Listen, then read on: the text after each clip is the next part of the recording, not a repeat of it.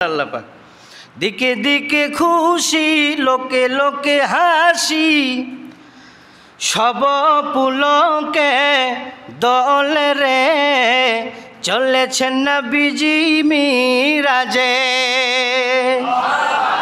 ডাকে বাড়ি তালা মাহবুবে আলা এসো গমর দরবারে চলছেন নবীজি মিরাজে।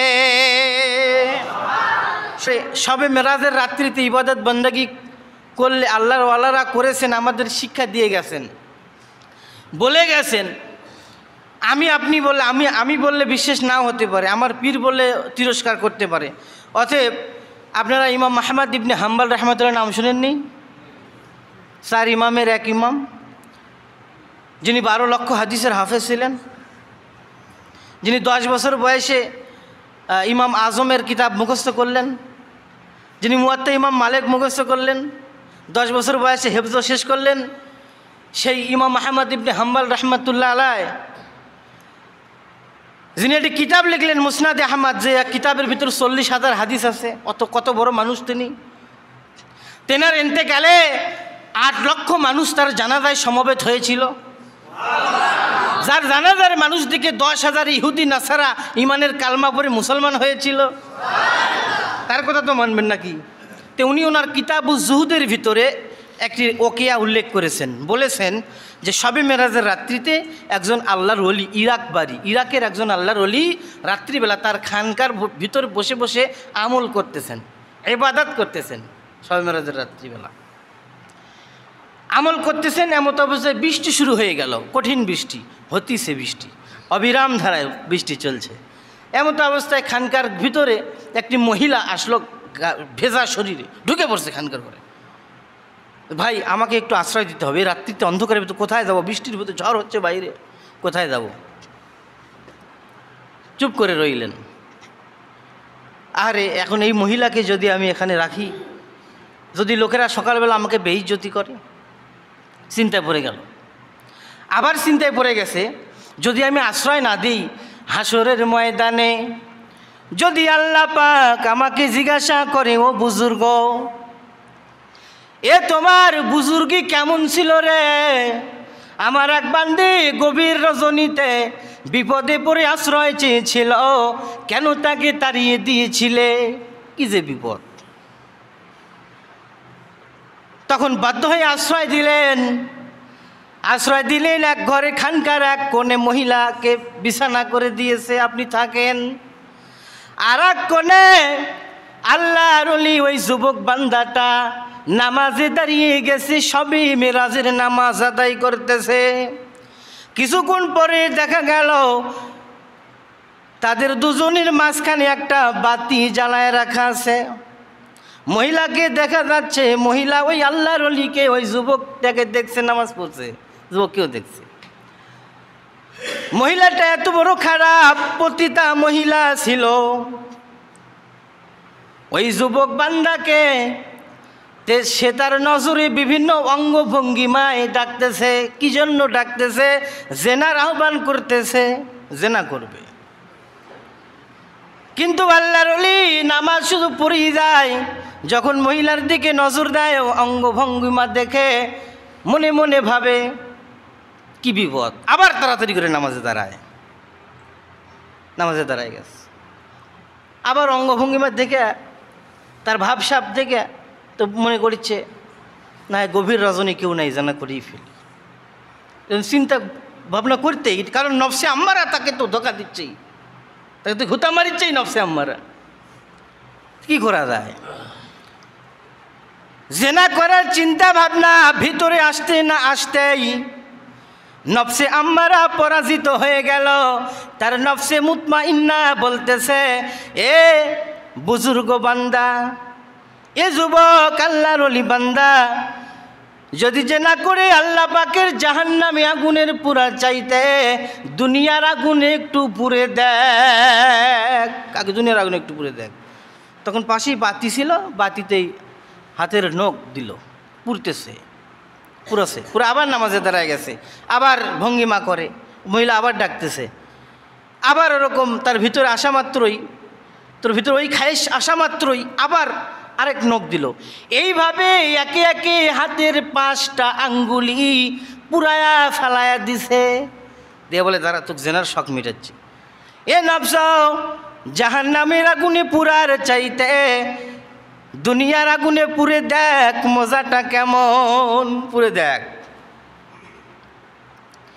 এরকম করতে করতে আল্লাহর ওলি নামাজ শেষ করে আল্লাহ পাকের দরবারে দোয়া করতেছে, মাবুদ এই খসর মহিলার হাত থেকে, এই নাপাক কাজ থেকে, গালিস কাজ থেকে তুমি আমাকে রক্ষা করো আল্লাহ, তুমি আমাকে রক্ষা করো। অজর নয়নে কাঁদতেছে। মোনাজাতটা শেষ করে দেখে ওই যুবক মহিলাটা তার জায়গায় মারা গেছে, মারা গেছে। এই কি বিপদ! সকালবেলা সব চলে যাচ্ছে, হুজুর আপনি মারিছেন। এই যুবক, তুমি তোমার এই খানকার ঘরের ভিতরে এই মহিলা রাত্রে কুকাম করছো, করে মারছো, ভণ্ডামি করো, এই খানকার করছো ভণ্ডামি। বাদশার কাছে খবর চলে গেছে, ইরাকের বাদশাহ, এই বন্দি কর। বন্দি করছে। বন্দি করার পরে বলে বিচার হবে, ওকে হত্যার দায়ে ওকে কাল ফাঁসিতে ঝোলানো হবে আগামীকাল। রাত্রিবেলায় আল্লাহর ওলি আবার নামাজের মুসাল্লায় দাঁড়ায়া গেছে। দাঁড়ায় অজর নয়নে কাঁদিয়ার বলে, মাবুদ শবে মেরাজের গুরুত্বপূর্ণ একটা রাত্রিবেলায় আমি নফল নামাজে দাঁড়িয়েছিলাম, আমার রাস্তা নাই। রব্বুল আলামিন, আপনি তো জানেন, আপনি তো আলিমুল গায়েব, আপনি তো বান্দার অন্তরের খবর জানেন। যদি আপনি আমাকে রক্ষা করেন, দুনিয়ার কোনো মানুষ আমার ক্ষতি করতে পারবে না। রব্বুল আলামিন শবে মেরাজের এই রাতে আল্লাহর, এই রাতে আপনার হাবিব আপনার আরশে মুআল্লায় গিয়েছিল দিদারের জন্য। ও মালিক, এই রাতটার দাম অনেক আমি জানি। আপনার কাছে যদি দামি হয়ে থাকে, এই রাতের যদি ইজ্জত থাকে, রব্বুল আলামিন এই শবে মেরাজের ইজ্জতের খাতিরে আমাকে আপনি এদের কবল থেকে রক্ষা করেন। বলতে বলতে ওই যুবক মহিলাটাকে আমার আল্লাহর কুদরতে জিন্দা হয়ে গেল। জিন্দা হয়ে বলে, এ বাদশাহ, কাকে আপনি মারবেন, কাকে আপনি ফাঁসি দিবেন? না না না, ইনি আল্লাহর ওলি, ইনাকে আমি বারবার জেনার অফার দিয়েছি, কিন্তু আমার অফারে সে রাজি হয় নাই। বিশ্বাস না হলে দেখেন, আমি যতবার ডেকেছি ততবারই একটা করে আঙ্গুল বাতির আগুনে পুরায়া ফেলেছে। ও বাদশা, তাকায় দেখেন, ওই যুবকের আঙ্গুলির দিকে তাকা। শবে মেরাজ আছে না, কিতাবুজ জুহুদের ভিতরে ইমাম আহমদ ইবনে হাম্বল বর্ণনা করেছেন। এই জন্যই রাত্রিতে খানকায় বসি আমরা, শবে মেরাজের ইজ্জতের খাতিরে। আল্লাহর ওলিরা তারা রাত্রি জেগে জেগে আল্লাহর প্রিয় হয়েছেন, ঠিক কিনা? কারণ অতিও গভীর হয় রজনী যখন, নীরবে প্রভুর নাম জপিও তখন। প্রভুর করুণা যদি পাইবারে চাও, গভীর রাতে উঠে প্রভুর গুণগান গাও। প্রভুর করুণা যদি পেতে চাও, গভীর রাতে উঠে যাও, প্রভুর গুণগান গাও। সেই শবে মেরাজ। এখন আপনারা বলেন, এই শবে মেরাজের 26 রজব দিবাগত রাত্রিতে হলো, এটা কি বাস্তবে সশরীরে নাকি স্বপ্নে? কিভাবে? সশরীরে, সশরীরে জাগ্রত অবস্থায় মেরাজ। কারণ 26 রজব, 27 রজব, এই যে মেরাজ, এটাকে ঐতিহাসিক মেরাজ। এটাকে যদি কেউ জাগ্রত অবস্থায় বিশ্বাস না করে, সে কাফের হয়ে যাবে। মেরাজ 2 ভাবে হয়েছিল, একটা রুহানি, একটা জিসমানি। রুহানিভাবে আরও আগে 33 বার হয়ে গেছে, রুহানিভাবে স্বপ্নে। কিন্তু রজব মাসে যে মেরাজটা সংগঠিত হয়েছিল, ঐতিহাসিক মেরাজ, এটা সশরীরে জাগ্রত অবস্থায়। বলেন না সুবহানাল্লাহ। আল্লাহ তার হাবিবকে ডাকলেন, জিব্রাইল আমিন আসলেন। আসার পরে উম্মে হানির ঘর থেকে বেতুলহাম হয়ে বাইতুল মুকাদ্দাসে গেলেন, বাইতুল আকসাতে গেলেন। যাওয়ার পরে 1,24,000 নবী রাসূলের ভিতর নামাজের ইমামতি আল্লাহর হাবিব করলেন। বলেন না সুবহানাল্লাহ। এখন আপনি বলেন, মিরাজে যাওয়ার পরে নামাজ আসলো, নামাজ মিরাজে যাওয়ার পরে নামাজ চিনল, তাহলে মিরাজে যায়নি আল্লাহর হাবিব, রাস্তার মধ্যে কীভাবে নামাজ পড়ল? তার মানে সালাতের জ্ঞান, সালাতের ইলম আল্লাহর হাবিবের আগে থেকেই জানা ছিল। মিরাজে যাওয়ার আগে নামাজের ইমামতি। বাইতুল মুকাদ্দাস থেকে বের হতে না হতেই বাইতুল মুকাদ্দাসের ডান দিকে দেখে একটি পাথর অঝুরি কান্না করে। আল্লাহর নবী বলে, ওরে পাথর কেন কেন কাঁদো, নড়াচড়া করো, কি ব্যাপার? পাথর বলে, ইয়া রাসূলুল্লাহ, ইয়া হাবিবাল্লাহ, শুনেছিলাম আপনি এই রজব মাসে বাইতুল মুকাদ্দাসে আসবেন আপনার কদমের ধুলি নেওয়ার জন্য। 1300 থেকে 1400 বছর ধরে এই বাইতুল মুকাদ্দাসের প্রবেশদ্বারে আপনার অপেক্ষায় আছি। ইয়া রাসূলুল্লাহ, ইয়া হাবিবাল্লাহ, আমি পাথর তুলার মতো নরম হয়ে যাচ্ছি, আমার উপরে আপনি আপনার পবিত্র কদম মুবারক রাখবেন, রাখার পরে বোরাকে আরোহণ করবেন। চলে গেলেন আল্লাহর হাবিব। কোথায়? প্রথম আসমান চলে গেলেন।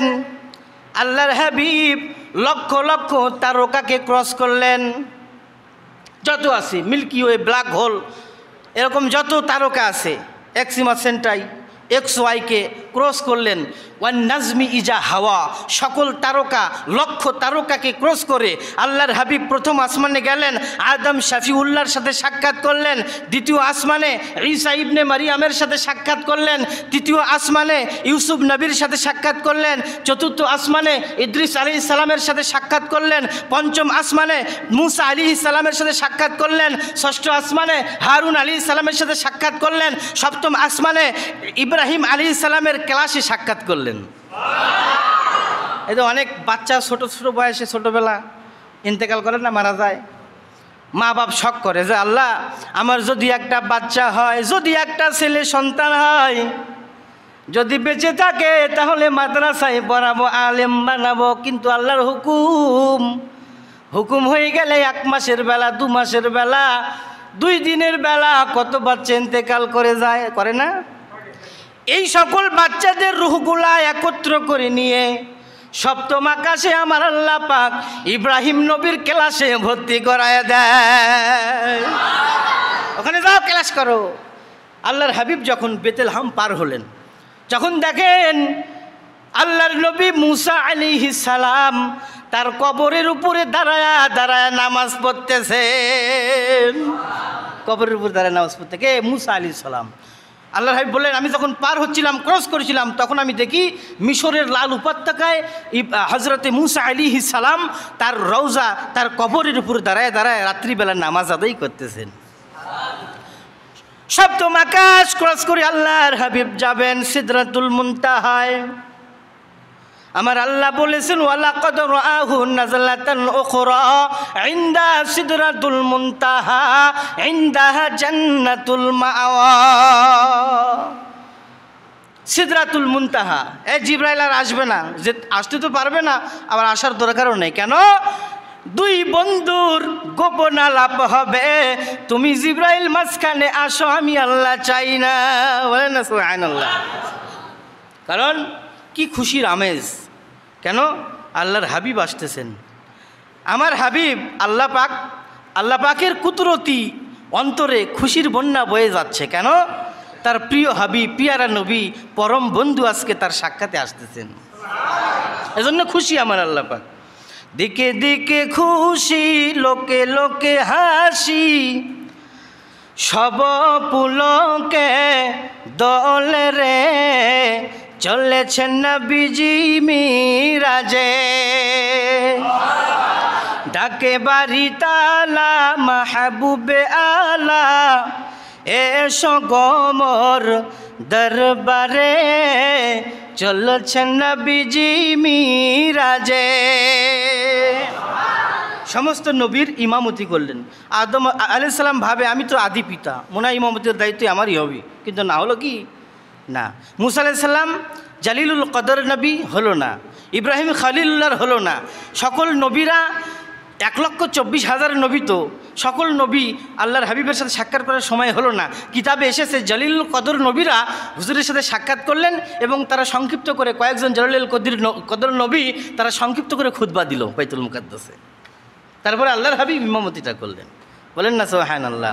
সবার উপর লা মাকানে আমার আল্লাহ পাক নিয়েছিলেন তার হাবিবকে।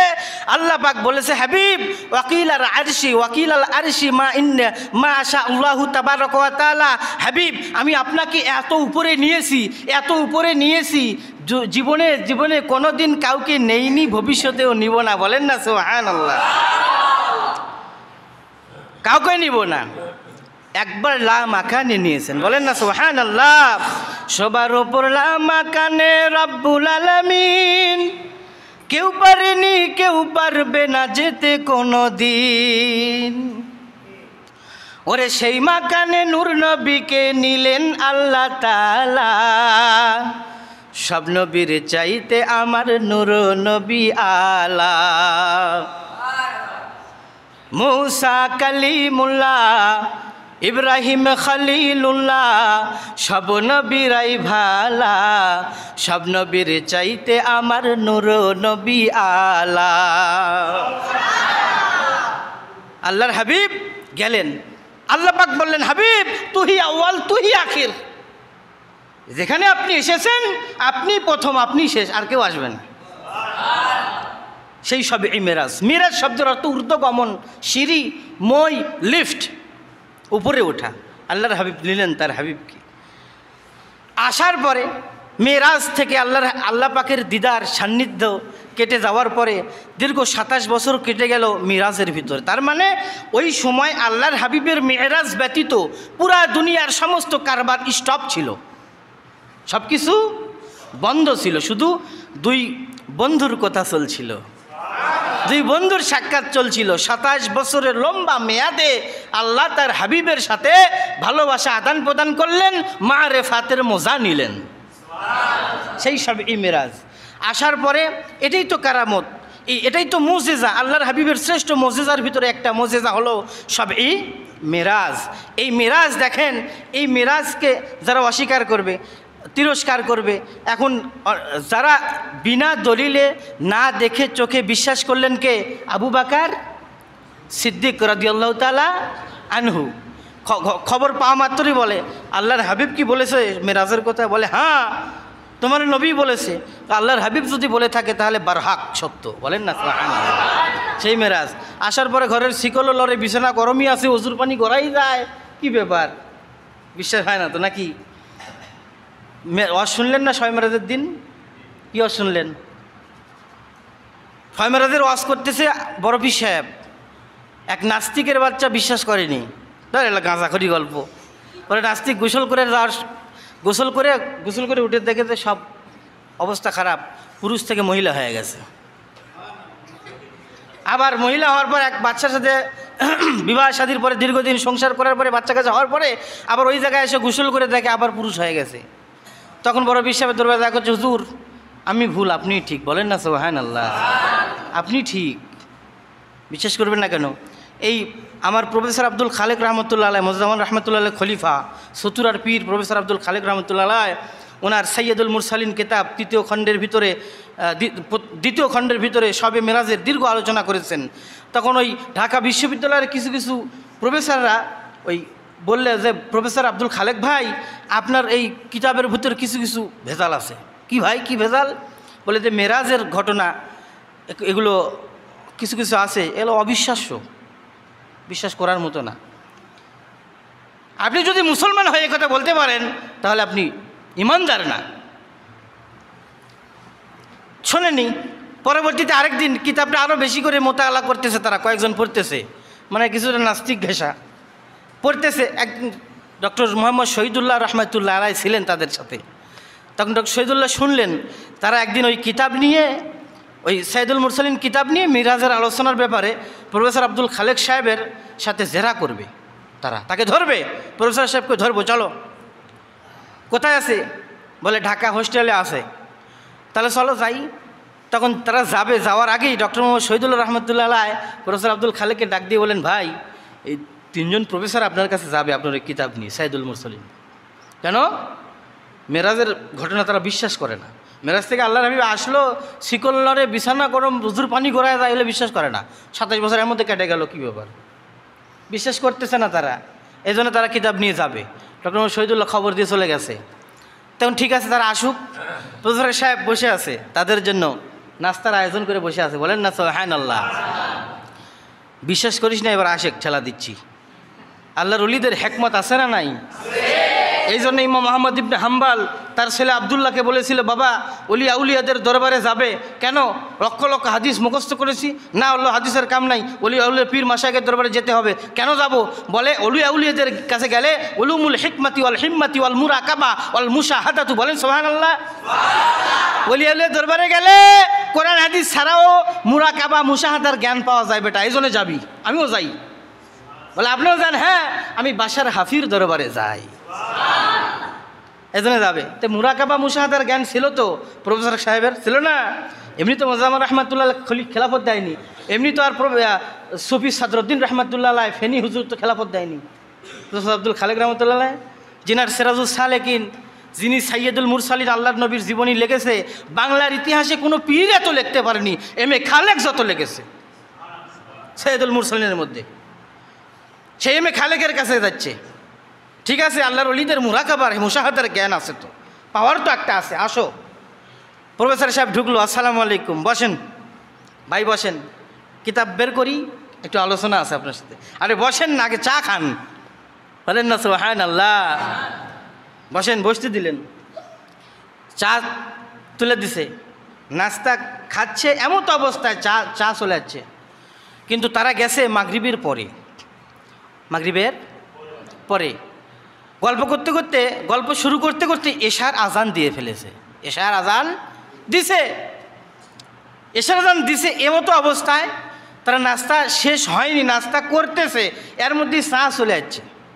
চা রাখা হলো, নাস্তা করতেছে, চা এখনো খাওয়া শুরু করেনি, চা খাওয়া শুরু করেনি, কিন্তু শুরু করেনি, গল্প করতেছে।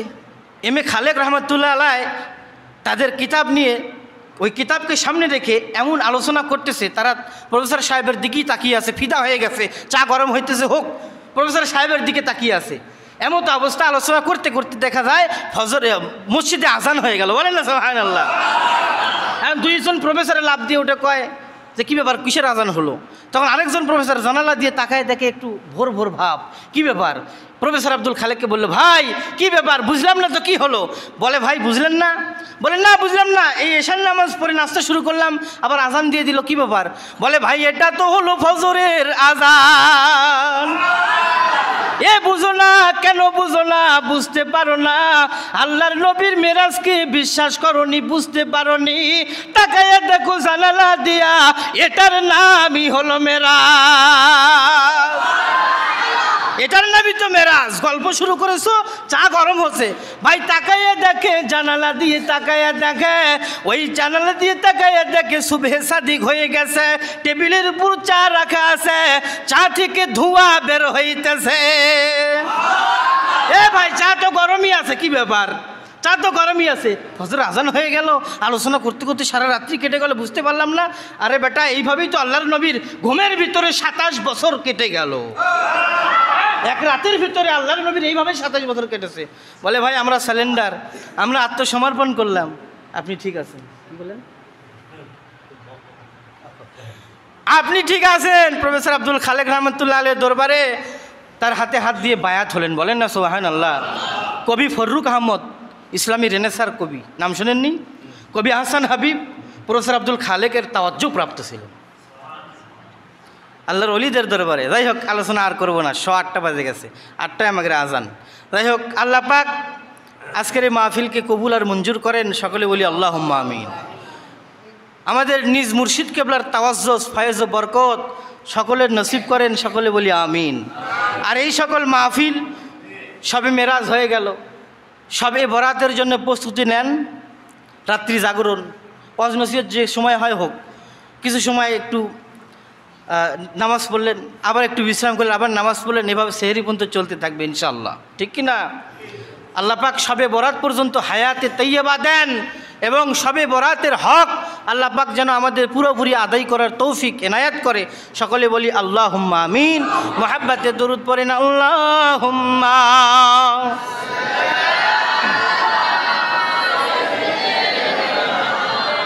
মৌলানা মুহাম্মদ ওয়া আলা আলি সাইয়্যিদিনা।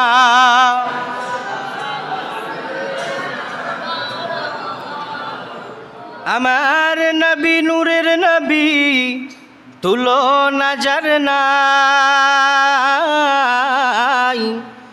তার তাজিমে দাঁড়াইয়া সালাম জানাইয়া নবী।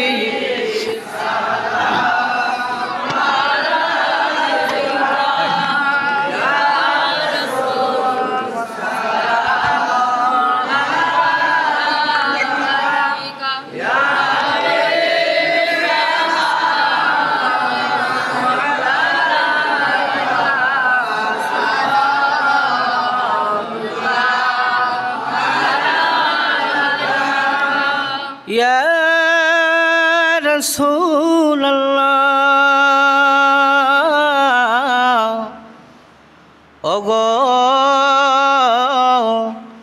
উম্মতের দরদি হাবিবাল্লাহ,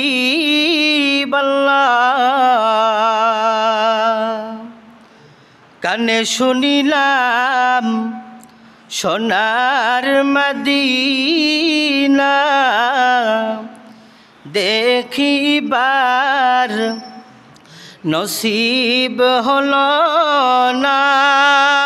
ও নবীজি নিয়ে যান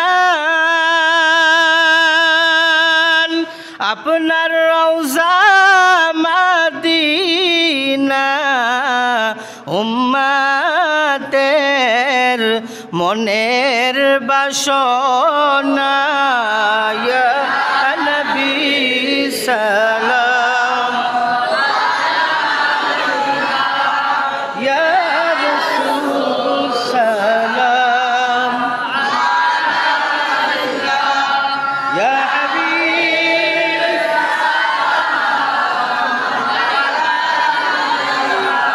সালাম।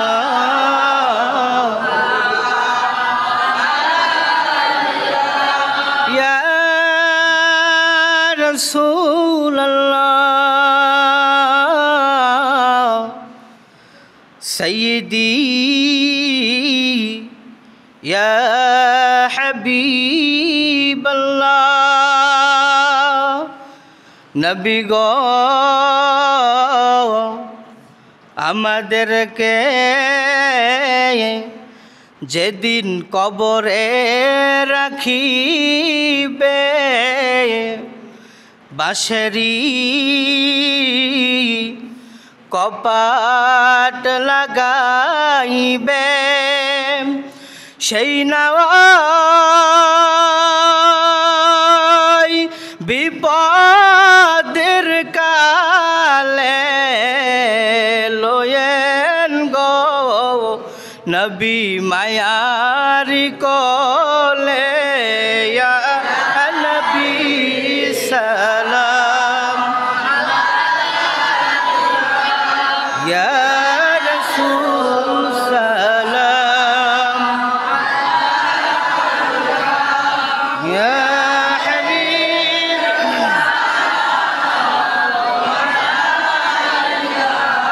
সালাম।